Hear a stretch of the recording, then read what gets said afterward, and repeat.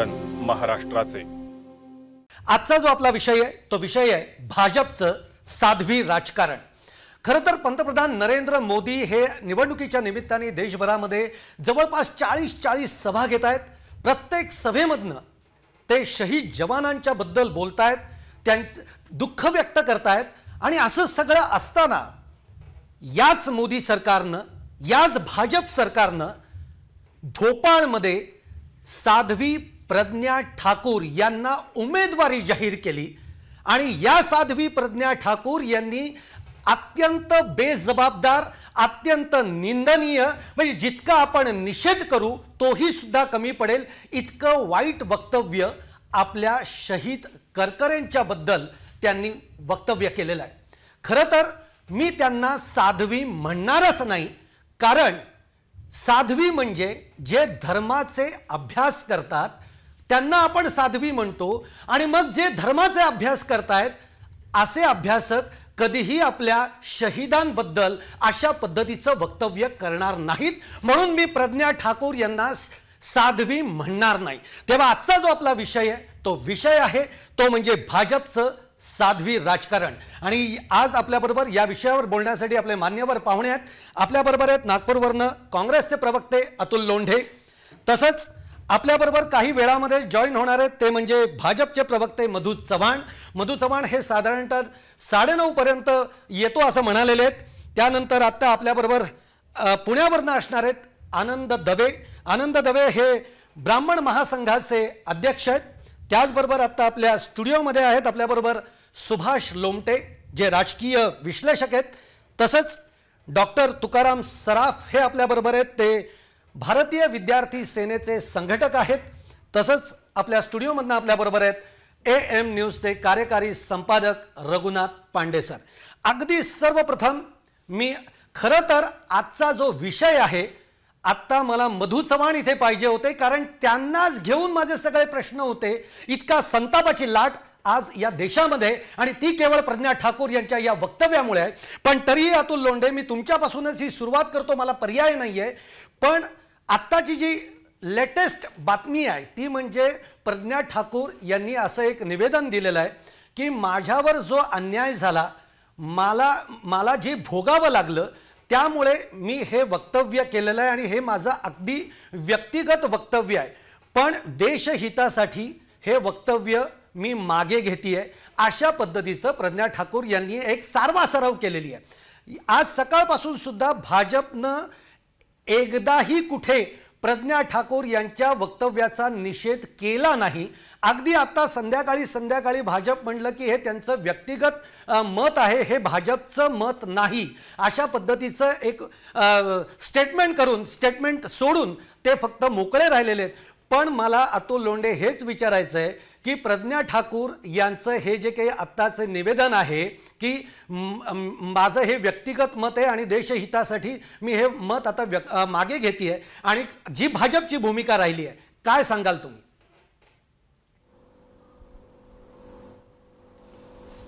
सुहास, तुम्ही बोलता बोलता असं बोलले की तुमच्याकडे पर्याय नाही माझ्यापासून सुरू करायला, तर खरंच देशापुढे खरंच पर्याय नाही आहे काँग्रेस शिवाय। सगळ्यांना घेऊन चालणारा आणि सगळ्यांना समान वागणूक आणि संविधानाचा सन्मान करणारा पक्ष आहे। एक गोष्ट आपण आता साध्वी प्रज्ञा ज्या आहे त्या बोलल्या त्याच्यावरून लक्षात येते ती अशी की भाजपचा खरा चेहरा हाच आहे। एवढी मोठी चूक केली तुम्ही, देशाच्या शहीदाला तुम्ही ज्या पद्धतीनं देशद्रोही म्हटलं, म्हणजे तुम्ही पूर्ण त्यांचा व्हिडिओ जर बघितला देशद्रोही म्हटलं, त्यांचा कंसासोबत त्यांची तुलना केली। अरे तुम्ही जेव्हा करकरेंची तुलना कंसासोबत करता तेव्हा तुम्ही अजमल कसाबला, ज्याला आपण फाशी चढवला या देशाचा गुन्हेगार, त्याला तुम्ही कृष्ण ठरवत आहात का? मग तुमची काय विचारधारा आहे? आणि भाजपला माफी सुद्धा मागावी लागण्याची इच्छा होऊ नये आणि ते व्यक्तिगत स्टेटमेंट आहे, असं कसं काय व्यक्तिगत स्टेटमेंट होऊ शकतं? त्या तुमच्या उमेदवार आहे आणि उमेदवार असताना उमेदवार डिक्लेअर झाल्यानंतर प्रचारामध्ये अशा पद्धतीचं वक्तव्य त्यांनी केलेलं आहे। त्यामुळे भाजपचा खरा चेहरा जो आहे तो समोर आलेला आहे। आमचं एक स्पष्ट मत आहे आणि मला वाटतं देशातल्या सगळ्या सुजाण नागरिकांचंही हे स्पष्ट मत आहे की गुन्हेगार हा गुन्हेगार आहे, देशद्रोही हा देशद्रोही आहे। त्याला कुठल्या धर्माचं लेबल, त्याला कुठल्या जातीचं रंगाचं लेबल लावणं अजिबात योग्य नाही आहे। आणि भाजपने आज जर माफी मागितली असती तर कदाचित भाजप खऱ्या अर्थानं ह्या सगळ्या गोष्टी करते हे आपल्याला हे लक्षात आलं असतं। पण भाजप कुठल्या गोष्टीला RSSनी 2002 पर्यंत या देशाचा तिरंगा झेंडा लावला नाही, त्याच्या संदर्भामध्ये काही बोलले नाही। 3 दिवस RSSचं दिल्लीमध्ये अधिवेशन झालं, त्याही वेळेस त्यांनी सांगितलं नाही की आम्ही संविधानाला पहिले विरोध केला होता, ते आमचं चुकलं होतं, हे पण काही बोलले नाही. त्यांनी असं सुद्धा म्हटलं नाही की आम्ही आता तिरंगा जो आहे तो मान्य केला, 50 वर्ष का लावला नाही, ते सुद्धा मान्य केलं नाही. आणि ज्या पक्षाने 2-2 पंतप्रधान या देशासाठी बलिदान केलं त्यांना ते देशभक्तीची आठवण करून देतात. याच्यामधनं सुहासजी एक सरळ गोष्ट अशी आहे की प्रत्येक फ्रंटवर आपण अपयशी झाल्यानंतर ज्या पद्धतीनं आपण आता धर्माचा, जातीचा, भेदाभेदाचा जो वापर आपण करत आहात, प्रधानमंत्रीजी, हा 2014 मध्ये जर आपण केला असता तर लक्षात आलं असतं. पण 2014 मध्ये वेगळी भाषा आणि 19 एप्रिलमध्ये वेगळी भाषा, याच्यावरूनच त्यांचा खरा चेहरा जो आहे तो एक्सपोज झालेला आहे. यांना देशाशी, देशाच्या सैनिकाशी काही घेणं देणं नाही आहे. यांना सत्ता पाहिजे नाही आणि ती अविवाद सत्ता पाहिजे नाही, हुकुमशाही सारखी सत्ता पाहिजे नाही. इतकं मात्र आता देशासमोर स्पष्टपणे आलेलं आहे. आम्ही या गोष्टीचा निषेध करतो. करकरे साहेबांनी या देशासाठी बलिदान दिलेलं आहे, निस्सीम बलिदान दिलेलं आहे. आणि त्याच्यानंतर इतक्या यातना त्या करकरे वहिनींना झाल्या की त्यांचा सुद्धा जीव त्याच्यानंतर गेला या सगळ्या घटनेच्या उद्वेगानं. आणि त्याच्यानंतर जर त्यांना अशी वागणूक देशामध्ये, जो पक्ष सत्तेवर आहे, जो पक्ष देशभक्तीच्या छोट्या गोष्टीसाठी देशभक्तीच्या गोष्टी करतो, त्या पक्षाच्या एका कॅन्डिडेटकडनं, आता त्या उमेदवार आहेत त्यांच्याकडनं येत असेल आणि त्या पक्षाकडनं साधं फक्त हे त्यांचं ते व्यक्तिगत स्टेटमेंट आहे, इतकी मोठी घटना झाल्यानंतर ते जर असं म्हणत असेल तर हे निषेधार्ह आहे. भाजपचा प्रज्ञा ठाकूर यांनी माफी मागावी, भारतीय जनता पक्षाने माफी मागावी, नरेंद्र मोदींनी माफी मागावी, असं वाटतंय का तुम्हाला? बिलकुल असं असं आहे की निवडणुका येतील, निवडणुका जातील, आपण लोकशाही प्रणालीमध्ये आहो, सरकार येतील, सरकार जातील वेगवेगळ्या पक्षांची. पण आज ज्या पद्धतीनं लोक या देशासाठी बलिदान देतात, सैनिक बलिदान देतात, त्यांच्या संदर्भामध्ये जर तुम्ही असं वागत असाल तर संदेश काय जाईल? आज नरेंद्र मोदीजी ज्या दिवशी राठोडचा आणि राजपूतचा मृतदेह आला होता, औरंगाबादच्या एअरपोर्टवर तो मृतदेह त्याचा 5 ते 6 तास मोदी साहेब आले म्हणून अडवून ठेवण्यात आलेला होता. त्यानंतर त्यांचा अंत्यसंस्काराला जायचं सोडून हे पांढरकवड्यामध्ये सभा घेत होते. महाराष्ट्राचे मुख्यमंत्री आणि देशाचे प्रधानमंत्री जळगावला सभा घेतली, पण तिथून 80 किलोमीटरवर असलेल्या त्यांच्या घरी सुद्धा जाऊन सांत्वना देण्याची, त्यांच्या पाठीशी उभं राहण्याचं काम सुद्धा केलं नाही. त्यामुळे वेळोवेळी ज्या घटना समोर येतात आहे, तर मग तुम्ही फक्त वापर निवडणुकापुरता करता आहात का? तेवढ्यापुरताच करता आहात का? हे आता इतकं स्पष्टपणे पुढे आलेलं आहे. म्हणजे भाजपचा चेहरा जो आहे ना तो सगळा एक्सपोज झालेला आहे. त्यांना फक्त मतांच्यासाठी आणि निवडणुकांसाठी देशामधल्या सगळ्या संस्थांचा वापर करायचा आहे, सैनिकांचाही वापर करायचा आहे, हे आता स्पष्ट झालं आहे. अगदी बरोबर आहे. मी डॉक्टर तुकाराम सराफ तुमच्याकडे येतो. तुम्ही भारतीय विद्यार्थी सेनेचे एक तरुण संघटक आहात. आज खरं तर प्रज्ञा ठाकूर यांनी जे वक्तव्य केलं आहे याकडे तुम्ही कसं बघताय हे तर मला विचारायचंच आहे. पण मुळामध्ये प्रश्न असा आहे की ज्या व्यक्तीवर आज दहशतवादी कारवाई केल्याचा आरोप आहे, ज्याच्यावर त्या जामिनावर बाहेर आलेले आहेत, बरं ते सुद्धा आजारपणाचं कारण देऊन बाहेर आलेले आहेत, आणि आता त्या थेट म्हणजे काल तर अशी घडामोड झाली की सकाळी त्यांनी प्रवेश केला पक्षामध्ये आणि संध्याकाळी त्यांना उमेदवारी दिली. हे कोणत्या दिशेने चाललेलं राजकारण आहे? कारण मी एक मुद्दामून तरुण संघटक म्हणून तुम्हाला हा प्रश्न विचारतोय. सुरुवातीला मी आपल्याला सांगू इच्छितो की मी भारतीय विद्यार्थी सेनेचा डॉक्टर बाबासाहेब आंबेडकर मराठवाडा विद्यापीठाचा संघटक आहे. शिवसेनेशी ॲफिलिएटेड आमची संघटना आहे आणि माननीय आदित्य साहेब आमचे नेते आहेत, सगळ्यांचे उद्धव साहेबही आमचे नेते आहेत. आणि शिवसेनेचा पदाधिकारी म्हणून आम्ही खूप सखोल पद्धतीनं ह्या बाबीकडे बघत आहोत सर, की मुळात कुठलीही गोष्ट, कुठलाही संताप, कुठलाही द्वेष, कुठलाही उद्वेग जो होत असतो तो अचानक होत नसतो. आपण साध्वी प्रज्ञांचं जर करिअर पाहिलं तर साध्वी प्रज्ञा ह्या मध्य प्रदेशमधल्या, दिग्विजय सिंग तिथलेच. साध्वी प्रज्ञा सुशिक्षित आहेत, उच्च शिक्षित आहेत. आधी त्यांनी अखिल भारतीय विद्यार्थी परिषदेमध्ये काम केलं, राष्ट्रीय स्वयंसेवक संघामध्ये काम केलं त्यांनी. त्याच्यानंतर त्या महंत म्हणून आता आखाड्या परिषदेचं काम करतायत. त्या संत आहेत. साध्वी ह्या शब्दाचा अर्थच असा आहे की त्या सर्वांना पूज्य अशा आहेत. त्यांच्याबद्दल आमच्या मनामध्ये नितांत आदर आहेत आणि आहे, आदर आहे, राहील, राहणारच. या देशामध्ये ज्या वेळेस काँग्रेस आणि राष्ट्रवादींनी ह्या महाआघाडीच्या लोकांनी, युपीएच्या लोकांनी या सगळ्या गोष्टीचा अर्थ असा होता का की त्यांना लायसन मिळालेलं आहे का? तुमच्याकडे अतुल अफजल लोंढे मी गुरुला येतो. फाशी देऊ नका म्हणून ह्या लोकांनी सुप्रीम कोर्टामध्ये याचिका दाखल केल्या होत्या. त्या लोकांनी आज जर साध्वी प्रज्ञांचं जर स्टेटमेंट, काल साध्वी प्रज्ञांच्या बाबतीत काय स्टेटमेंट केलं दिग्विजय सिंगांनी की त्या जामिनावर बाहेर आहेत, पॅरोलवर बाहेर आहेत, त्यांना भाजपनं कसं काय तिकीट दिलं. ह्याच दिग्विजय सिंगांना मी सांगू इच्छितो की तुमच्या पक्षाचा नेता राहुल गांधी आणि सोनिया गांधी हे आज जामिनावर बाहेर पडत आहेत, त्यांना तिकीट कसं काय दिलं तुमच्या पक्षानं. बर हा म्हणजे आपण काय करतोय म्हणजे नाही, मला काय म्हणायचंय तुकाराम सराफ हा. की शहीद हेमंत करकरे हे शहीद का झाले तुम्हाला माहिती आहे ना? माहिती आहे मला. 23 सप्टेंबर 2008 रोजी मालेगावमध्ये सकाळी 9:30 वाजता जे बॉम्ब ब्लास्ट झाले, त्या बॉम्ब ब्लास्टचे संशयित आरोपी म्हणून त्यांनी प्रज्ञा सिंगला त्यावेळेस ठरवलं. अहो मी त्यांना- शहीद का झाले हे विचारतोय. आपण तुम्ही जे सगळं एक्सप्लेनेशन देत आहे ना, हेमंत करकरेंना आपण शहीद का म्हणतो? अहो निधड्या छातीनं त्यांना अतिरेक्यांच्या गोळ्या झेलल्यात म्हणून ते शहीद आहेत. अहो, अशोक बरोबर आहे. चक्रांनी त्यांना सन्मानित करण्यात आलेलं आहे. आणि बरोबर अशा आहे. व्यक्तीबद्दल या प्रज्ञा ठाकूर हे निंदनीय वक्तव्य करतायत. याचा संताप नाही उठणार तर काय उठणार आहे अजून? मी सांगू इच्छितो तुम्हाला की शहीद करकरे बद्दल आम्हाला प्रचंड आदर आहे. प्रज्ञा सिंग ठाकूरांनी सांगितलेलं आहे की हे त्यांचं वैयक्तिक मत आहे, ते काही शिवसेना भाजपचं मत त्यांनी माफी का नाही मागितली? त्यांनी माफी मागायला पाहिजे देशाची. कुणी? प्रज्ञा ठाकूर यांनी. प्रज्ञा ठाकूर ठरवतील, ते त्यांचं वैयक्तिक मत आहे. त्याची माफी मागायची का नतमस्तक व्हायचं त्यांच्या समोर ते तुम्हाला नाही वाटत त्यांनी माफी मागावी? अहो ज्या प्रज्ञा सिंग ठाकूरांना तुम्ही विनाकारण 13 दिवस पोलीस कोठडीमध्ये टाकलं होतं, त्यांच्यावर आनंदवित अत्याचार अतुल केले, लोंढे विनाकारण त्यांना पोलीस कोठडीमध्ये टाकलं होतं असं यांचं वक्तव्य आहे. त्यांना तुम्ही पोलीस कोठडीमध्ये टाकलं होतं, त्यांच्यावर मोका दाखल केला, त्यांना 13 दिवस तुम्ही नाही, नाही, असं आहे की म्हणजे हेमंत आता करकरेंनी शिवसेनेचा जाणीवपूर्वक चेहरा जो प्रज्ञा आहे, ठाकूर यांना हे कोठडीत टाकलं. स्वतः उद्धव ठाकरे यांचे नेते मानतात. कोण होते त्यावेळेस? हे आदित्य ठाकरेंना आपला नेता मानतात आणि यांचा पण खरा चेहरा जो आहे तो आता एक्सपोज झालेला आहे. अहो या तुम्ही साध्वी म्हणता, तुम्ही साधक म्हणता आणि देशभक्तीच्या एवढ्या गोष्टी करता आणि एका देशभक्ताला देशद्रोही म्हणता आणि त्याच्यानंतर मानवरती करून तुम्ही साधू संत असण्याच्या बाता करता. तुम्ही 5 वर्ष झाले तुमची सत्ता होती शिवसेनेची आणि भाजपची केंद्रामध्ये, त्यात का तुम्ही त्यांना निर्दोष सिद्ध नाही करू शकले? आजही ते निर्दोष सिद्ध झालेले नाही आहे. आणि त्याच्यानंतर तुम्ही त्या रोहिणी सलियानला सांगतात, सांगता तुम्ही काय सांगितलं? This is a fabricated case, this is a privilege case. अहो, पण त्यांची स्कूटर सापडली ना त्याच्यात. तुम्ही देशद्रोही त्याच्या स्कूटर सापडली सर. त्यांचा या संबंध सगळ्या होता तुम्ही. मालेगावच्या बॉम्बस्फोटामध्ये स्कूटर त्यांचीच होती. मला एक सांगा अहो तुम्ही, त्यांची स्कूटर त्यांना नव्हती सोडलं ती, का? त्यांनी खुलासा केलेला आहे की यांना- त्यांनी 4 वर्ष पूर्वी अहो, यांना सोडलं का त्यांना? हा? यांना सोडलं का त्यांना? कोणाला? बोला बोला लोंढे तुम्ही बोला बोला. बोला. अहो एनआयने केस वापस काय घेतली मग?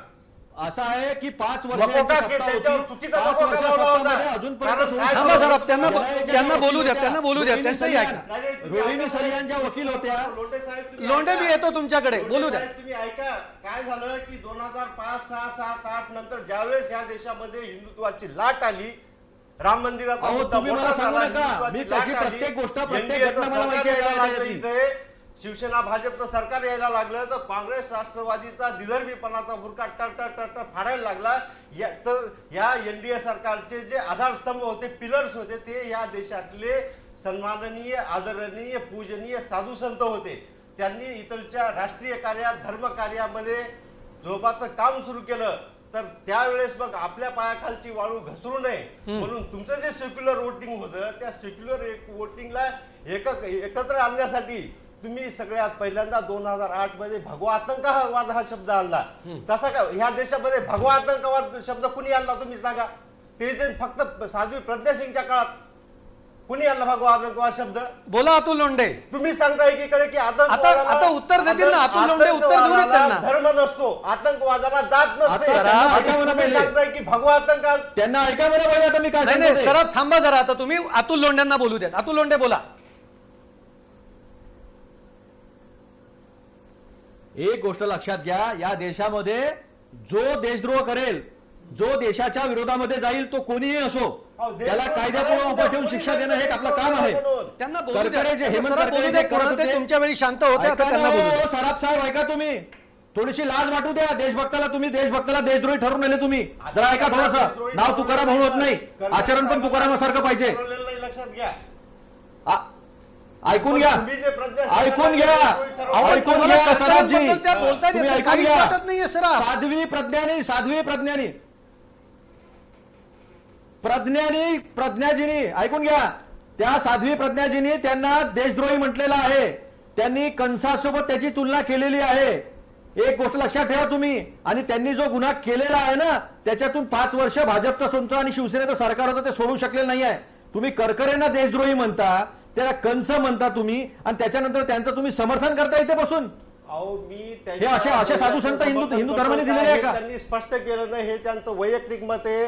आम्हाला यांना साधू संत म्हणायचं का आपण? आदर आहे. यांना आपण साधू संत म्हणायचं का? हेमंतजी करकरेंच्या आडून वेगळं राजकारण कशासाठी करताय? माफी मागायला लावा तुम्ही त्यांना. विजय सिंग काल काय म्हणले? कोणाचं समर्थन करून राहिले तुम्ही? प्रज्ञा साध्वी कोणाचं समर्थन करून राहिले सराफ तुम्ही?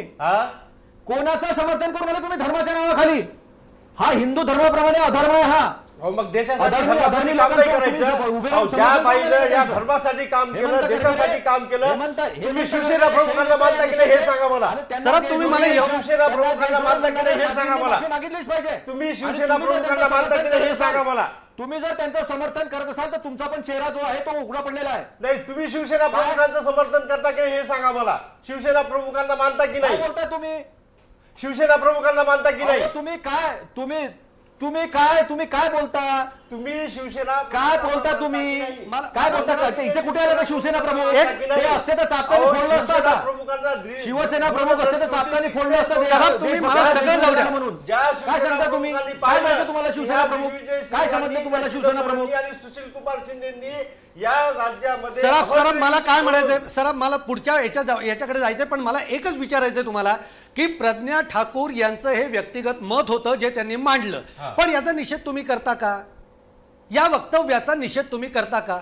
एखाद्याच्या व्यक्तिगत विचाराबद्दल पक्षानं कसं काय हे करायचं मला सांगा ना. अहो त्यांना उमेदवारी दिली आहे भाजपनी, त्यांना उमेदवार म्हणून घोषित करताय भाजप. नाही, मग राहुल गांधी आणि सोनिया गांधी बद्दल त्यांनी जे हे केलेले आहेत, काय स्टेटमेंट जे केलेले आहेत त्यांच्याबद्दल त्यांनी माफी मागावी. आज काँग्रेस पक्षानं जे साध्वी प्रज्ञा सिंग बद्दल जे स्टेटमेंट दिले ह्याच्या आधी, ती गुंड आहे, ती मवाली आहे, ती देशद्रोही आहे, ती आतंकवादी आहे, आतंकवादी सिद्ध करावं त्यांनी, मग आम्ही माफी मागू. बर, मी पुढचं मी सुभाष लोमटे यांच्याकडे येतो, कारण हा वाद काही थांबणार नाही. मी सुभाष लोमटे यांच्याकडे येतो. सुभाष लोमटे, शेवटी या चर्चेतनं तुम्ही बघताय, कारण वाद हे होणारच आहे त्या पक्षांमध्ये, कारण हे तर भाजपनी आणि आता शिवसेनेचे सुद्धा हे भारतीय विद्यार्थी सेनेचे संघटक सुद्धा निषेध व्यक्त करतोय, असं कुठेही बोलायला तयार नाही आहेत. लोमटे, शेवटी मुद्दा असा आहे की आज प्रज्ञा ठाकूर यांनी जे बोलायचं ते बोलले, जो बाण सोडायचा तो सोडलेला आहे, जो मेसेज द्यायचा होता त्या हिंदुत्वाचं कार्ड यांनी प्रखरतेने पुन्हा सोडलेलं आहे. या सगळ्याकडे लोमट्या तुम्ही कसं बघता? याकडं सुरुवातीलाच मला हे सांगितलं पाहिजे की साध्वी ना यांनी निवडणुकीच्या राजकारणात जे आणलं किंवा उमेदवार जे केलेलं आहे, कुठंतरी नरेंद्र मोदींना त्यांच्या क्षमतेबद्दल अविश्वास निर्माण झाला आहे का? त्याचं कारण असं आहे की साध्वी प्रज्ञा सिंगना आणून या ठिकाणी धर्माच्या अंगाने ही निवडणूक घेऊन जाण्याचा एक प्रयत्न माझ्यासारख्या कार्यकर्त्याला दिसतो. बरोबर. आजचं त्यांचं जे वक्तव्य आहे त्यांनी आमच्यासारख्या कार्यकर्त्याला अजिबात आश्चर्य वाटलेलं नाही. त्याचं कारण असं आहे की भाजप असेल किंवा RSS असेल, कुठलंही वक्तव्य करत असताना ते विनाकारण वक्तव्य केलं जात नाही. अतिशय नियोजनपूर्वक अशा पद्धतीचं ते वक्तव्य केलं जातं. त्याचे काय परिणाम होतील, समाजामध्ये काय होतील, देशामध्ये काय होतील, त्याचं आकलन ते आधीच करतात. आणि म्हणून याचा राजकारणासाठी आपल्याला कसा उपयोग करून घेता येऊ शकेल या उद्देशाने ते आजचं वक्तव्य आहे. खरं तर माझ्यासारखा किंवा आमच्यासारख्या विचाराचे कार्यकर्ते त्याच्याकडं फारसं गांभीर्यानं बघावं असं मला बिलकुल वाटत नाही. त्याचं कारण असं आहे की ज्या करकरेंच्याबद्दल एक ख्याती आहे, कुणालाही ते कुठल्याही गुन्ह्यामध्ये विनाकारण कुणाच्या तरी हातचं भावलं होऊन कुणाला तरी गोवतील अशी शक्यताच नव्हती. तरीही मालेगावच्या बॉम्बस्फोटामध्ये जे जे दोषी होते त्यांच्यावरती कारवाई करण्याचा प्रयत्न झाला आणि त्याचाच एक भाग म्हणून त्यांना हौतात्म्य पत्करावं लागलं. हे मुश्रीफ यांच्या हू किल्ड करकरे या पुस्तकाच्या माध्यमातून आपल्याला सगळ्या देशाला आणि जगाच्या समोर आलेलं आहे. मला या ठिकाणी आपल्याला हे मांडायचं आहे की महात्मा गांधींचा खून गोडसेनी केला की नाही. मुद्दा असा आहे की तो सुद्धा खून 30 जानेवारीला अचानकपणे डोक्यात काहीतरी आलं म्हणून केला असं नाही. त्याच्यापूर्वी 30 जानेवारीच्या पूर्वी अनेक वेळेस त्यांच्यावरती हल्ले झाले आणि गांधींचा जो विचार आहे त्या निमित्तानं जे पुढे येतं की 55 कोटी पाकिस्तानला दिले जात होते त्याच्यामुळे झालं असं नाही. तर महात्मा गांधीनं या देशासाठी जो सर्वसमावेशक सर्व धर्मातल्या लोकांना बरोबर घेऊन या देशाचा विकास या देशाची वाटचाल करण्याचा जो विचार मांडला या ठिकाणी तोच मुळामध्ये RSS आणि त्यांच्या विचारसरणीला मंजूर नव्हता आणि म्हणून त्याच्यामधून त्यांची हत्या झाली. गेल्या 5 वर्षामध्ये हे प्रज्ञा सिंग यांचं जे आजचं वक्तव्य आहे हे एक वेगळं वक्तव्य म्हणून काढता येत नाही. गेल्या 5 वर्षामध्ये या देशामध्ये नरेंद्र मोदी पंतप्रधान झाल्यानंतर असंख्य घटना घडल्या. 500 मुस्लिमांवरती मॉब लिंचिंगचे प्रयत्न झाले, कित्येकांना जीवानिशी जावं लागलं. दलितांवरती हल्ले झाले, कित्येकांना जीवानिशी जावं लागलं. वेगवेगळ्या नावानी तुमचं लव जिहादच्या नावानी. मला असं वाटतं की भारतासारख्या धर्मनिरपेक्ष याची टिंगलटवाळी केली जाते. धर्मनिरपेक्ष याचा अर्थ काय की या देशामधल्या प्रत्येकाला आपापल्या धर्माची उपासना करण्याचं पूर्ण स्वातंत्र्य घटनेने दिलेलं आहे. मात्र सत्तेमध्ये सरकारमध्ये सर्व समान आहेत. कुठल्याही धर्माला झुकतं माप दिलं जाणार नाही. कायद्यासमोर सर्व समान असतील. कायद्यासमोर सगळे समान आहेत असं खरं तर तुमचं म्हणणं आहे. आपण इथे एक छोटासा ब्रेक घेणार आहोत पण तुम्ही कुठेही जाऊ नका. पाहत राहा AM न्यूज स्पंदन महाराष्ट्राचं. ब्रेक नंतर आपल्या सगळ्यांचं स्वागत आहे आणि भाजपचे प्रवक्ते मधू चव्हाण आता आपल्याबरोबर आलेले आहेत मुंबईवरनं. मधू चव्हाण तुमचं स्वागत करतो. आत्ता इथे जी चर्चा आपला विषय जो आहे भाजपचं साध्वी राजकारण आणि आपल्याबरोबर जे आपले मान्यवर पाहुणे आहेत ते म्हणजे अतुल लोंढे आहेत काँग्रेसचे प्रवक्ते नागपूरवरनं. तसंच तुम्ही आहात. आनंद दवे जे येणार होते ते आलेले नाही आहेत पण सुभाष लोमटे म्हणून आपल्याकडे राजकीय विश्लेषक आहेत. तसंच डॉक्टर तुकाराम सराफ हे भारतीय विद्यार्थी सेनेचे संघटक आहेत शिवसेनेचे आणि आमचे कार्यकारी संपादक AM न्यूजचे रघुनाथ पांडे सर सुद्धा आहेत. जी चर्चा व्हायची जे वाद घडायचे ते इथे झालेले आहेत पण तरी एकदा मी पुन्हा एकदा सुरुवात करतो. कारण काय झालेलं आहे की प्रज्ञा ठाकूर यांनी एक निवेदन दिलेलं आहे की माझ्यावर जो अन्याय झाला किंवा मला जे भोगावं लागलं याच्यातून मी हे बोललेली आहे पण हे माझं व्यक्तिगत मत आहे आणि देशवासियांची भावना दुखावली जाऊ नये म्हणून मी हे माझं वक्तव्य मागे घेतेय. हे खरं आहे पण त्यांनी कुठेही माफी मागितली नाही. ना भारतीय जनता पक्षाने सुद्धा संध्याकाळपर्यंत निवेदन आलं की ही प्रज्ञा ठाकूर यांची हे त्यांचं व्यक्तिगत मत आहे याच्याशी भाजपचा संबंध नाही पण भाजपनं सुद्धाही माफी मागितली नाही. तुम्ही म्हणजे माफी मागणं गरजेचं आहे की नाही. कारण प्रज्ञा ठाकूर आज ज्या पद्धतीनं शहीदांबद्दल बोललेले आहेत आज सगळ्या देशामध्ये संतापाची लाट आहे म्हणून हा प्रश्न आहे. मूळ मुद्दा लक्षात घ्या. या ठिकाणी शब्दच्छल आपण करण्यात काय मतलब नाही. प्रज्ञा ठाकूर जे काय बोललेले आहेत ते शब्दही जास्त वापरलेले नाही. ठिकाणी चुकीचं आहे. कोणालाही मला बोलू द्या ना, पूर्ण करू दे. त्या ठिकाणी संतापजनक आहे. अशा तऱ्हेनं त्या दुर्दैवी दिवशी हत्या झालेल्या एखाद्या व्यक्तीबद्दल त्या ठिकाणी अशा तऱ्हेचं वक्तव्य करणं हे काही सुज्ञपणाचं शहाणपणाचं लक्षण नाही आहे. आपण त्या ठिकाणी सुज्ञ समाजात राहतो आणि एखादा माणूस मृत्यू पावल्यानंतर तर त्याच्याबद्दल जर बोलायचंच असेल तर 4 चांगल्या गोष्टी बोलाव्यात त्याचं कौतुक, त्याच्या अंगी होतलेल्या गुणांचं कौतुक करावं, हा आपला एकूण समाजाची धारणा आहे. त्यामुळे भारतीय जनता पक्षाने स्पष्टपणे केंद्रातून सुद्धा सांगितलंय, आम्ही महाराष्ट्रातून सुद्धा सांगतो की आम्ही त्यांना शहीद मानतो आणि त्यांचं वक्तव्य गैर आहे. आता जे त्या ठिकाणी त्यांनी स्वतःच आताच आपण म्हणालात, मला आताच कळलं आपल्या वक्तव्यातून की त्यांनी आपलं वक्तव्य मागे घेतलेलं आहे. अतिशय चांगली गोष्ट झाली. परंतु त्या काळामध्ये आता सुद्धा मी विविध चॅनल्सवर चर्चा ऐकतोय आणि मग आम्ही संतापल्यावर म्हणता तुम्ही संतापता.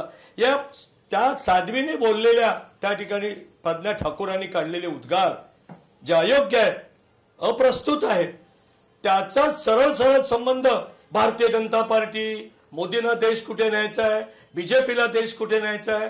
अरे आझम खाननी स्त्री काय पुरुष सुद्धा शर्मेनं मान खाली घालतील असं जयप्रदाबद्दल बोलले. इतका हाहाकार माजला नाही कुठे. सिद्धू वाटेल ते त्या ठिकाणी बोलले. त्यावेळेला माझे मित्र भाई जगताप यांनी एका चॅनलवर माझ्या बाजूला बसून शहीदांबद्दल आपण वक्तव्य करतो याचं भान तर पाहिजे प्रज्ञा ठाकूर यांना. अहो तुमचेच पंतप्रधान आज सगळ्या आज 40 सभा घेत आहेत ते आणि सगळ्या सभांमधनं ते शहीदांबद्दल बोलतायत, शहीद जवानांबद्दल बोलतायत, त्यांचे दुःख होत आहे म्हणून सांगतायत. आणि त्याच भारतीय जनता पक्षानं प्रज्ञा ठाकूर यांना उमेदवारी दिली आहे आणि त्याच प्रज्ञा ठाकूर शहीद हेमंत करकरेंबद्दल बोलतायत. मग तुम्ही सांगा की संताप वाटणार नाही का? भारतीय जनता पक्षावर याचा रोख येणार नाही का? अहो आता बोलू का मी? बोला ना. मी बोलू का साहेब? बोला सर बोला. आहे की त्यांनी जे आता दुर्दैवी विधान केलेलं आहे, जे चुकीचं त्या ठिकाणी विधान आहे, हे काल केलंय. त्यांची उमेदवारी त्याच्या अगोदर जाहीर केलेली आहे आणि उमेदवारी जाहीर केल्यानंतर हे बोललेलं आहे. आता त्यांचं समर्थन कोणी करत नाही. हे दिग्विजय सिंग महाराज काय वाटेल ते बरळत होते हो आणि बरळतायत संघाबद्दल, बीजेपी बद्दल, मोदींबद्दल. कोणी संताप व्यक्त केला नाही, त्यांना पार्टीतून काढलं नाही. आम्ही तर साध्वीचं समर्थन करत नाही. आणि पक्ष 1-2 दिवसात काय निर्णय घेतो तो बघा ना. एकदम वडाची साळ पिंपळाला लावून मोकळे होऊन सगळ्या पक्षाला आरोपीच्या पिंजऱ्यात उभं करायचं, हे मला वाटतं अयोग्य आहे, अन्याय आहे. मधु चव्हाण, माझा प्रश्न असा आहे की ज्या जागेसाठी प्रज्ञा ठाकूर यांना उमेदवारी जाहीर केली आहे, खरं तर त्या जागेसाठी तुमच्याकडे तोमर, उमा भारती, आणखीनही 2 नावं होती जी चर्चेमध्ये होती. एवढे सगळे हेल्दी उमेदवार तुमच्याकडे असताना ज्यांच्यावर दहशतवादासारखा गंभीर आरोप आहे त्या प्रज्ञा ठाकूरांना ही उमेदवारी का दिलीत? बरं, आता एवढं वक्तव्यानंतर यांची उमेदवारी तुम्ही मागे घेणार आहात का? हे बघा, ती उमेदवारी मागे घेण्याचा निर्णय केंद्रीय पार्लमेंटरी बोर्ड करेल. तुम्ही जे आता उत्तर बोलताय ना की कोणाला उमेदवारी द्यायची न द्यायची हा त्या पक्षाचा अधिकार आहे.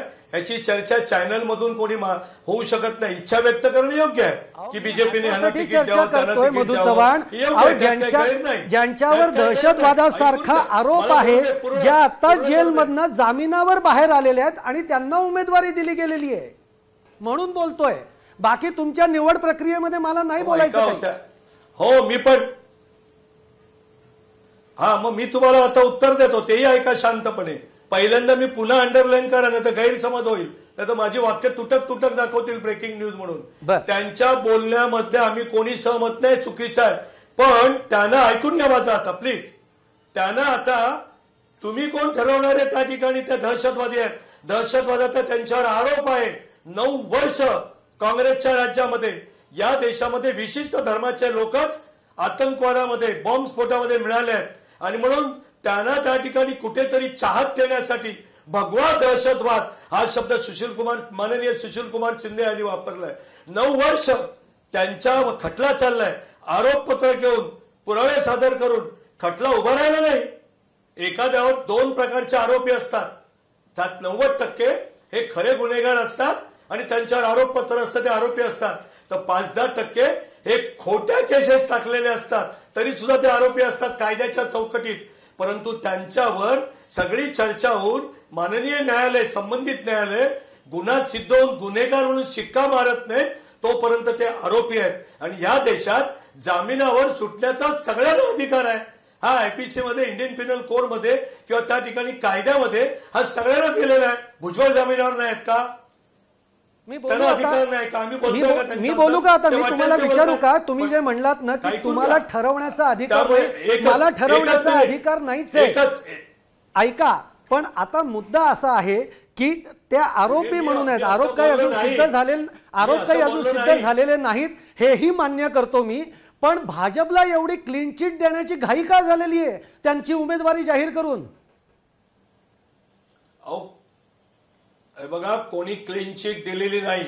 या देशात काँग्रेसचे सुद्धा अनेक पक्षांचे, मी कोणाचं नाव घेत नाही, ते आदरणीय त्या त्या पक्षामध्ये आहेत, मला नाव घ्यायचं नाही, कारण सगळ्या पक्षात थोड्या बहुत प्रमाणात आहेत. अनेक उच्च पदस्थ नेते सुद्धा जामिनावर आहेत. त्यांनी फॉर्म नाही काय भरलेले आहेत? त्यांना क्लीन चिट दिलाय का कोणी? या देशातली कायदा असा सांगतो, जोपर्यंत आरोप सिद्ध होत नाही तोपर्यंत तो गुन्हेगार नाही. अतुल लोंढेंना बोलायचं. अतुल लोंढे बोला. आणि म्हणून आम्ही समर्थन करत नाही. ठीक नाही, एक वाक्य बोलतो आणि संपवतो. साध्वी प्रज्ञा ठाकूरांच्या बोलण्याचं मी समर्थन करत नाही. त्या चुकीच्या बोललेल्या आहेत. आम्ही करकरेना निषेधही व्यक्त करत नाही आणि माफीही मागणार नाही प्रज्ञा ठाकूर, बरोबर ना? त्या तुम्ही थांबवा 1-2 दिवस. भारतीय जनता पार्टी जनमनाचा कानोसा घेत आहे, जनतेच्या भावना लक्षात घेत आहेत, देशातली चर्चा ऐकतायत नेते. ओके, मी आता अतुल लोंढेंकडे जातो, कारण जो बाण सोडायचा होता प्रज्ञा ठाकूर यांनी तो सोडलेला आहे. अतुल लोंढे बोला.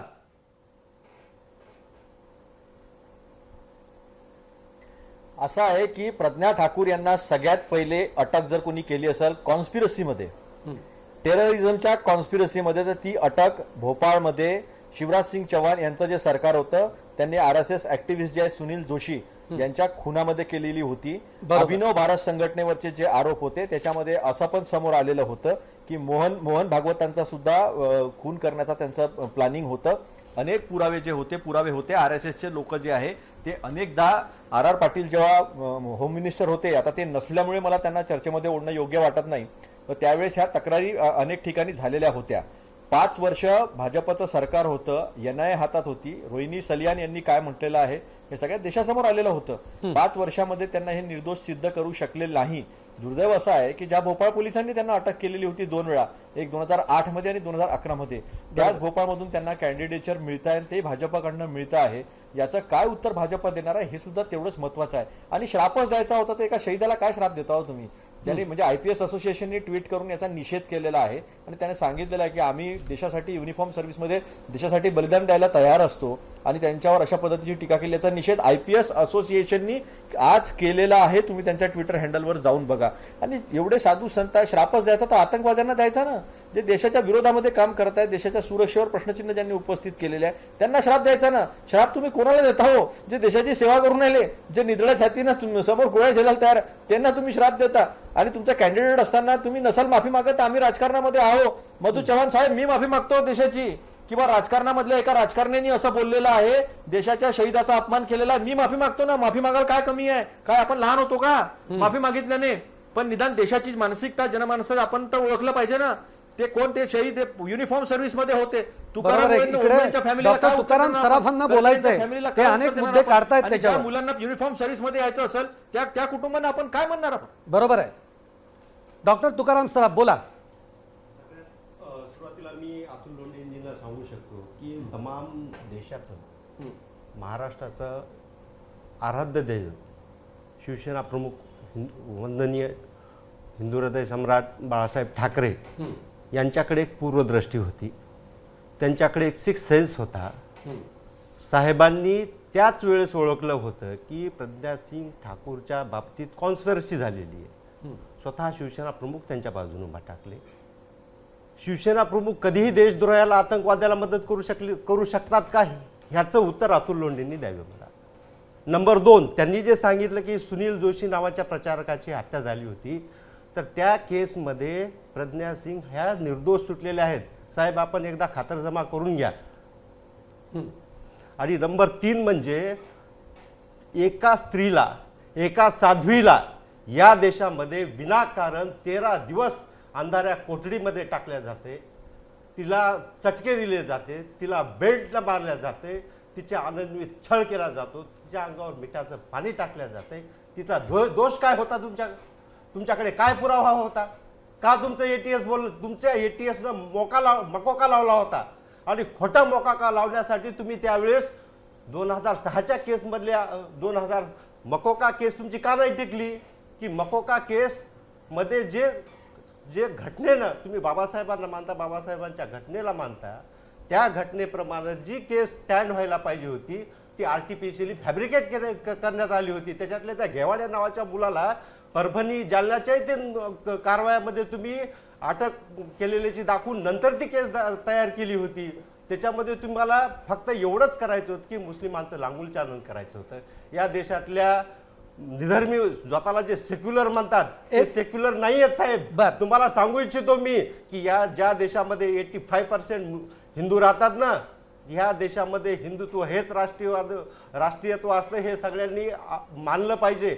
आणि हे राष्ट्रीयत्वाचा जर कोणी प्रचार करत असेल, प्रसार करत असेल, राष्ट्रीयत्व हे काय सांगितलं असेल, मुलीला स्वसंरक्षणाचे धडे जर कोणी देत असेल, त्याला तुम्ही दहशतवादी मानलं, त्याला तुम्ही अनन्वित छळ केला त्याचा.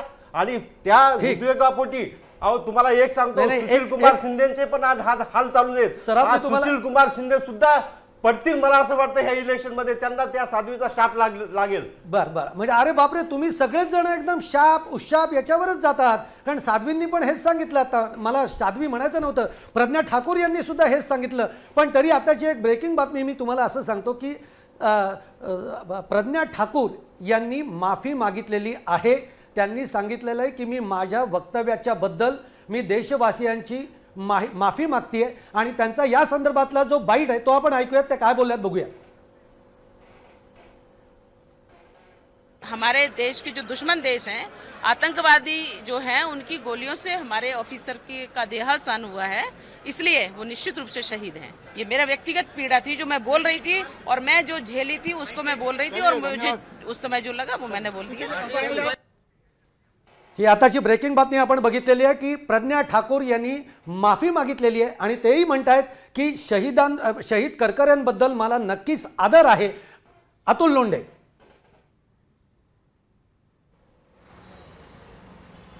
एक गोष्ट अशी आहे की इतके बेछूट आरोप आणि आपण अशिक्षित आहोत किंवा लोकांना कळत नाही अशा पद्धतीनं करण्याचं काम जे करत आहे ना, त्याचा मी पहिले निषेध करतो. तुम्हाला जर एवढी मारहाण झाली होती तर तुमचे मेडिकल रिपोर्ट का आले नाही? कोर्टासमोर मेडिकल रिपोर्ट येत असतात. आपण जे मध्ये थांबला, जे हॉस्पिटलमध्ये आपण अनेक वर्ष भरती होता, तिथली सगळी तुम्ही का मागितल्या नाही गोष्टी? तिथले मेडिकल रिपोर्ट का आले नाही? 5 वर्ष तुमची सत्ता होती ना, शिवसेना होती ना सत्तेमध्ये, 5 वर्ष का ते रिपोर्ट तुम्ही लोकांसमोर ठेवले नाही? का कोर्टासमोर ठेवले नाही? 5 वर्षामध्ये त्या काय निर्दोष सिद्ध होऊ शकल्या नाही? NIAच्या तुम्ही रोहिणी सालियांना सांगता की तुम्ही स्लो जा, अशा पद्धतीने मला अधिकारी ऑर्डर करतायत.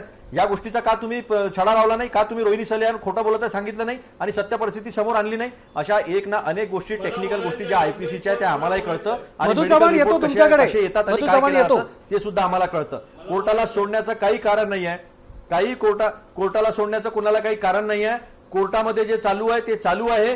तुम्ही कोणाला उगाच तुम्ही पाठीशी घातलं म्हणजे ते निर्दोष होतात आणि तुम्हाला सर्टिफिकेट देण्याची तुम्हाला सवयच आहे. 5 वर्ष झाले तुम्ही सर्टिफिकेट देऊन राहिले आणि तुम्ही या सगळ्या गोष्टी ज्या तुम्ही चालवलेल्या आहे या देशाच्या विरोधातल्या आहे. त्यांनी देशद्रोही सरळ सरळ म्हटलं होतं, त्यांनी आता माफी मागितली आहे, चांगलं केलं. पण त्याच्या पहिलेच मी माफी मागून घेतली होती. मी मधु चव्हाणांकडे आणि आपल्या देशाच्या शहीदांचा जर अपमान आपल्याला काही कमीपणा येण्याचं काही कारण नाही आहे.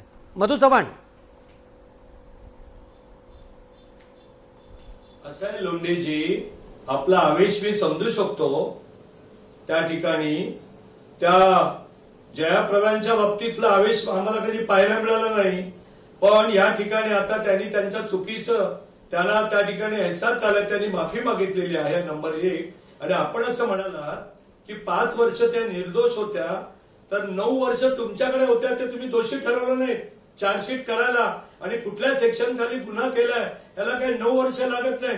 आणि तुम्ही म्हणालात ते बरोबर वाक्य आहे, त्या जर निर्दोष होत्या किंवा त्यांना निर्दोष आहेत की नाही आता अजून खटला चालू आहे, पण त्यातले काही आरोप हे चुकीचे होते म्हणून तर NIAने ते मागे घेतले आफ्टर कन्क्लुजन, म्हणजे आफ्टर इन्व्हेस्टिगेशन सेकंड थॉटनी, म्हणून तर मागे घेतले.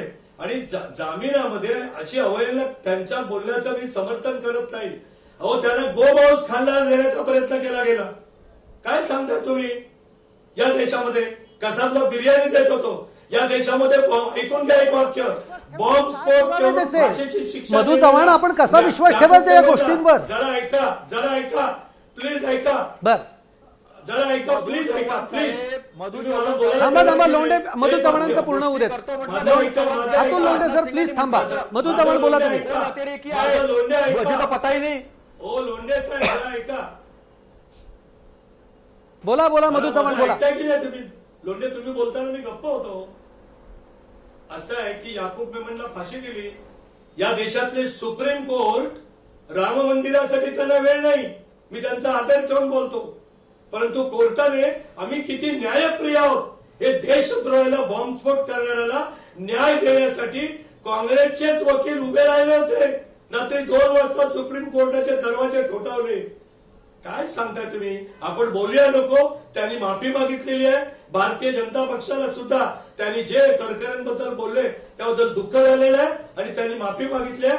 आता फार आपण आगीत तेल ओतून ही चर्चा वाढवूया नको. त्याच्याही पलीकडे आमचा पक्ष योग्य निर्णय घेईल. ठीक आहे. मला रघुनाथ पांडे सर जे आमचे कार्यकारी संपादक आहेत त्यांच्याकडे यायचं आहे. रघुनाथ पांडे सर, एकूण संपादकीय भूमिकेतनं तुम्ही या सगळ्या गोष्टी याच्यावर बोललं पाहिजे. सुहास मला याच्यावर बोललं पाहिजे. बरं अतुल लोंढे बोला.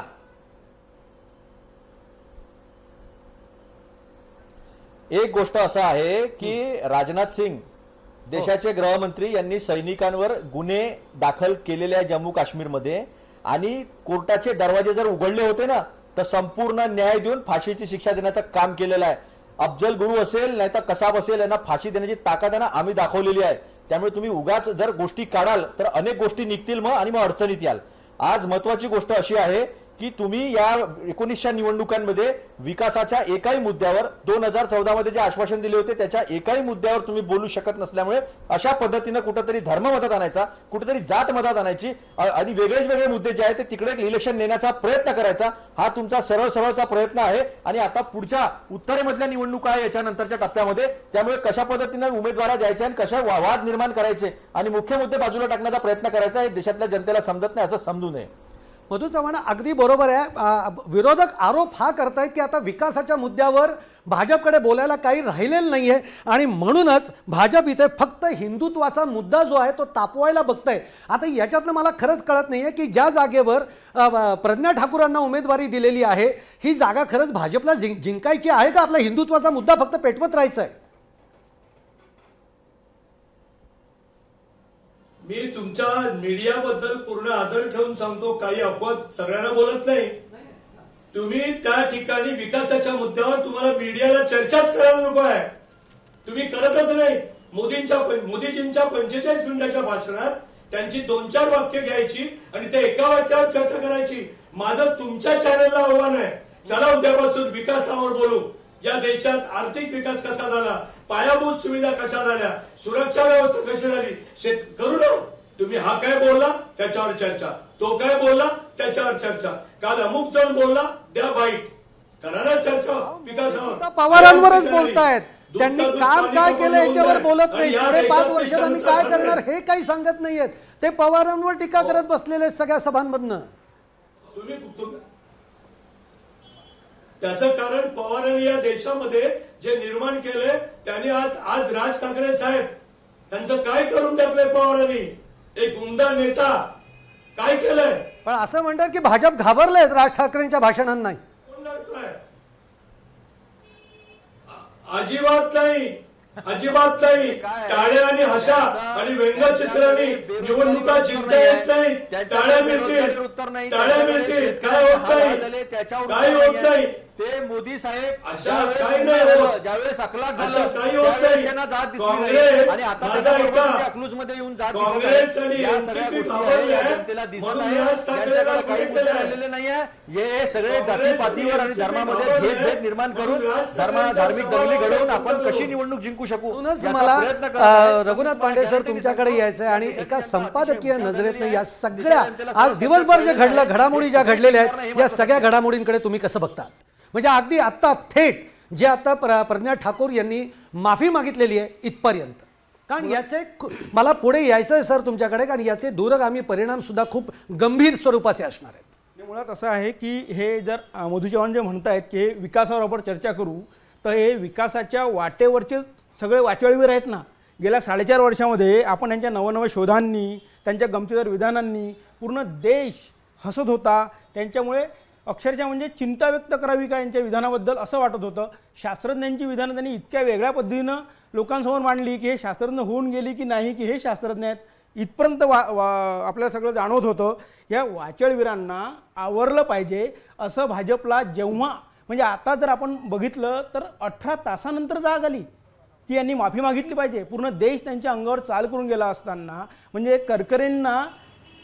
करकरेंच्या एकूणच आजपर्यंतच्या कारकिर्दीवर कुठल्याही प्रकारचा डाग नसताना, शहीद असा दर्जा त्यांना प्राप्त झाला असताना सुद्धा जर प्रज्ञा ठाकूर अशा पद्धतीचे विधानं करतात आणि त्याच्यावर देशात चर्चा होते आणि मग भारतीय जनता पक्ष जागा होतो, हा म्हणजे अक्षरशः हैराण करून सोडणारा प्रकार आहे. देशामध्ये आपण आपला देश कुठं घेऊन चाललो आहोत याची चर्चा या निमित्तानं झाली. आता पुढच्या भागात असं आहे की गेले 2 टप्पे आपण सैनिकांवर घालवले.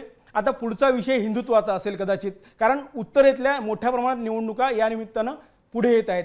मला जे लोंढेंनी म्हटलं की याच्यानंतरचा जो विषय आहे हिंदुत्वाचा आहे का, मला असं वाटते तोच याच्यानंतरचा विषय मोठ्या प्रमाणात असेल आणि त्याची सुरुवात प्रज्ञा ठाकूरनी भोपाळमधून केलेली आहे. प्रश्न एवढ्यावर थांबत नाही तर म्हणजे राजकीय पक्षांची संवेदनशीलता संपत आहे का, हाही एक मोठा विषय या निमित्तानं पुढे आलेला आहे.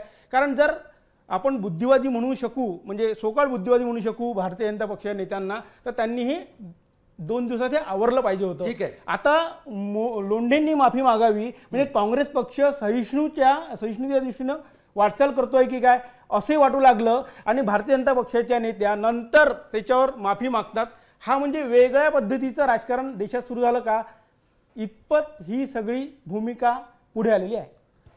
मी आता आपल्याबरोबर पुण्यावरनं जे आनंद दवे ब्राह्मण महासंघाचे अध्यक्ष आहेत आणि ते आता आपल्याबरोबर आहेत. आनंद दवे, एकूणच आता तुम्ही खूप उशिरा आमच्याबरोबर जॉईन झालेला आहात, पण विषय पुन्हा असा आहे तो म्हणजे प्रज्ञा ठाकूर आणि आज जे त्यांनी वक्तव्य केलं त्याच्यावर.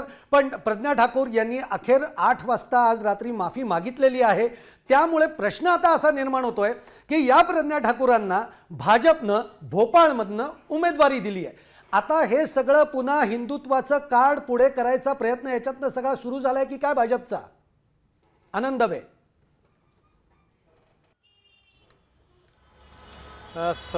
सर्वप्रथम एक सांगतो, जर ह्या पुढची निवडणूक हिंदुत्वाच्या आधारावर होत असेल तर आम्ही त्या निवडणुकीचं मनापासून स्वागत करू, सगळ्यात पहिलं. दुसरं, आता जर प्रज्ञा सिंग यांनी माफी मागितली असेल तर त्यांचा वैयक्तिक प्रश्न आहे आणि हा विषय संपला पाहिजे. पण प्रज्ञा सिंगांचं पूर्ण वक्तव्य मीडिया फक्त शेवटच्या 2 वाक्यांवरच फोकस करत आहे. त्यांनी पहिल्यापासून असं सांगितलेलं आहे की माझ्या एका अधिकाऱ्यांनी जेव्हा करकरेंना सांगितलं की आरोप मिळत नाही आहेत, पुरावे मिळत नाही आहे, प्रज्ञा सिंग यांना मुक्त करा, तेव्हा करकर यांनी असं सांगितलं की नाही, मी कुठूनही पुरावे गोळा करीन, नाही झाले तर तयार करीन, पण त्यांना शिक्षा द्यायला लावीन. त्याच्यामुळे वैयक्तिक असलेल्या रागापोटी आमचा करकरांविषयी पूर्ण आदर आहे, त्यांच्याविषयी अनादर करायचं काहीच कारण नाही. त्यामुळं प्रज्ञा सिंगांच्या वक्तव्याचं आम्ही समर्थन करत नाही. पण प्रज्ञा सिंग यांचं आलेलं वक्तव्य त्या पहिल्या वाक्याला सुद्धा अनुसरून घ्या तुम्ही. म्हणजे ज्या अर्थी त्यांच्यावर 10 वर्ष अत्याचार झाले, अन्याय झाले, एका हिंदू महिलेला, हिंदू शब्द सोडा, महिलेला तुम्ही 10 वर्ष टॉर्चर करता, त्यांचा पाठीचा कणा तुटला जातो, त्यांना कॅन्सरसारखे रोग तयार होतो, त्यानंतर त्यांना जामीन व्हायला 4 वर्ष लागतात कारण पुरावे नसतात. कोर्टाने सुद्धा मान्य केले की सबळ पुरावे अजून तरी दिसत नाही आहेत. त्यावरती तर उद्विग्नतेने रागातून ते आलेलं वक्तव्य, त्याचं समर्थन तसं करता येणार नाही. तसं मला असं स्पष्ट त्याच्याकडे लक्ष करावं अशी आमची भूमिका राहील. हे फक्त हिंदू म्हणून बोललं तर त्रास होतो, त्यांच्यावर अनेक गुन्हे दाखल आहेत, आम्हालाही कल्पना आहे, पण त्याच्यापेक्षा जास्त गुन्हे दाखल आहेत, त्याच्यापेक्षा जास्त तीव्र गुन्हा दाखल आहेत कन्हैयावर, त्याच्यापेक्षा जास्त तीव्र दाखल आहे हार्दिक पटेल, त्याच्यापेक्षा मोठा गुन्हा दाखल आहे, त्याला शिक्षा झालेली आहे. अशा जबाबदारी काँग्रेस समर्थन करताय ना. कन्हैया कुमार असे नक्षलवादी असतील जे वंचित बरोबर आहेत, त्या सगळ्यांवर गुन्हे दाखल आहेत, त्यांना तुम्ही इलेक्शनला बंदी करा असं मागणी करत नाहीये. या देशाचे तुकडे व्हावे इन्शाअल्लाह असं ओरडणारं कन्हैया कुमारचं पाठिंबा देतात. भीम आर्मीच्या उमेदवाराला प्रियंका गांधी भेटायला जात आहेत.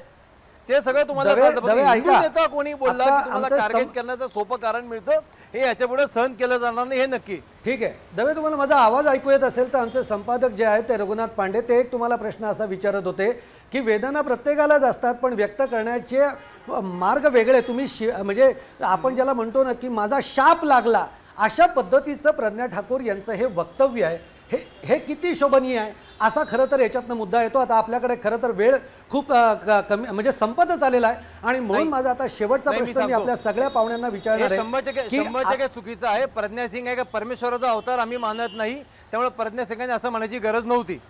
बरं झालं तुम्ही मान्य केलं. आता माझा निश्चितच अगदी ते शेवटचा वाक्य प्रश्न चुकीचं असा आहे, नाही कारण त्यांनी परमेश्वराचा अवतार म्हणजे फारच त्यांनी रावण वगैरे असे सगळे आता प्रकार सगळे त्यांनी बोललेले आहेत, म्हणून बरं झालं म्हणजे तुम्ही त्याचं 100% हे केलं, चुकीचं आहे. खुलासा 100% केला. ते चुकीचं आहे. मुद्दा असा आहे की आता माझ्याकडे वेळ कमी आहे, त्यामुळे एक शेवटचा प्रश्न आपल्या सगळ्या पाहुण्यांसाठी असेल, तो म्हणजे की आत्ताची तरुण पिढी जी आहे, जी तरुण पिढी अतिशय शिक्षित आहे, जी आज टेक्नोसावी आहे, जी तरुण पिढी आज कुठल्याही कंपनीमध्ये नोकरी करताना ती कंपनी किती चांगली आहे किंवा नाही आहे हे सुद्धा तपासते आणि आपला अर्ज करते, अशा तरुण पिढीसमोर आपण जे आत्ताचं हे जे राजकारण चालू आहे या राजकारणाचा कोणता आदर्श ठेवतो आणि खरंच अशा पद्धतीच्या जे गडूळ होत चाललेलं राजकारण आहे अशा राजकारणामध्ये आत्ताची ही नवी पिढी उतरेल का, हाच खरा प्रश्न याच्यातनं निर्माण झालाय. मला प्रत्येकाने अगदी एक एक दोन दोन वाक्यांमध्ये उत्तर द्यायचं आहे.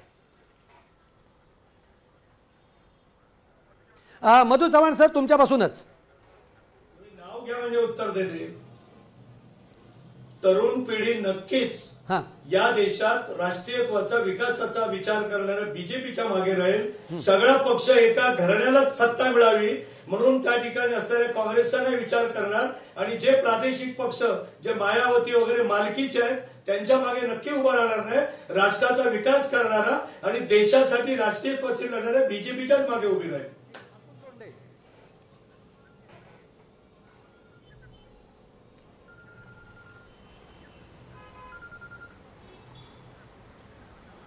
अतुल लोंढे सर.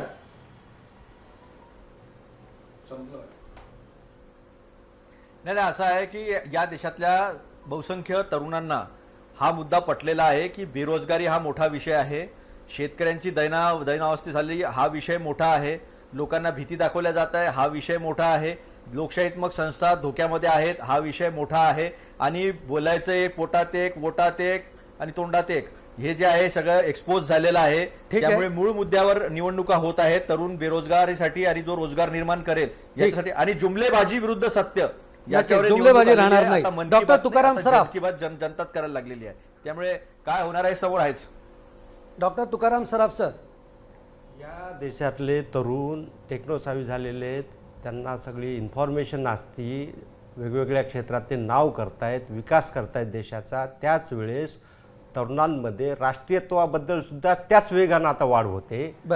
ज्या लोकांनी इशरत जहाला देवता मानलं, आयडॉल मानलं, ज्या लोकांनी अफजल गुरुला आयडॉल मानायला सांगितलं तरुणांना, ह्या सगळ्या गोष्टी तरुणांच्या लक्षात आल्या. त्यांच्या मागे तरुण जाणार नाही, बरोबर आहे, तरुण जाणार नाही. सुभाष लोमटे, सुभाष लोमटे अगदी तरुण आज आदित्य ठाकरेंच्या पाठीमागे काय. हा ठीक आहे, ते कळलं, तेव्हा तो नंतर आपण एक सविस्तर विषय घेऊ. सुभाष लोमटे अगदी हार्डली एका वाक्यामध्ये. खरं तर या देशाचं भवितव्य म्हणजे तरुण आहेत आणि तरुणांना अतिशय डोळसपणे देशामध्ये जे काही चाललेलं आहे हे ते बघतायत. मागच्या 2 वर्षामध्ये या देशामधल्या 50 लाख नोकऱ्या कमी झाल्या हे कालच एका अभ्यासामधून आलेलं आहे. त्याचबरोबर या देशामधला तरुण हेही बघतोय घराणेशाहीला तरुण हा अजिबात थारा देत नाही, त्याला ती मान्य नाही. पण ती फक्त गांधी घराण्याचीच घराणेशाही नाही, अगदी शिवसेनेमधली भाजपमधली घराणेशाही, समाजवादी पार्टीमधली आनंदवे. बोलू द्या मला. हा बोला. स्वातंत्र्यानंतर गेल्या 70 वर्षात हिंदूंना या देशात हिंदू म्हणून काही मिळालेलं नाहीये. हिंदुत्ववाद्यांचं सरकार आल्यानंतर सुद्धा हिंदूंना गेल्या 5 वर्षात काही मिळालेलं नाहीये. त्यामुळे येणारी पिढी जास्त आक्रमक हिंदुत्ववाद घेऊन येणाऱ्या निवडणुकात अनेक वेळा उपलब्ध राहील तुमच्यासाठी. पांडे सर अगदी शेवटची 2 वाक्य तुमची. रोजगारासाठी जो पुढे येईल त्याला हा आजचा तरुण मतदान करेल आणि पुढे नेईल. रोजगाराला जो पुढे नेईल त्यालाच खरं तर हा तरुण मतदान करेल आणि तो तरुण पुढे येईल. खरं तर हीच अपेक्षा आता सगळेजण आपले पाहुणे व्यक्त करतात. आपण इथेच थांबणार आहोत कारण आपला वेळ संपत आलेला आहे. सगळे पाहुणे आपल्या या चर्चेमध्ये सहभागी झाले त्याबद्दल मनपूर्वक सगळ्यांचे धन्यवाद. इथेच थांबूयात. पाहत राहा AM न्यूज, स्पंदन महाराष्ट्राचं.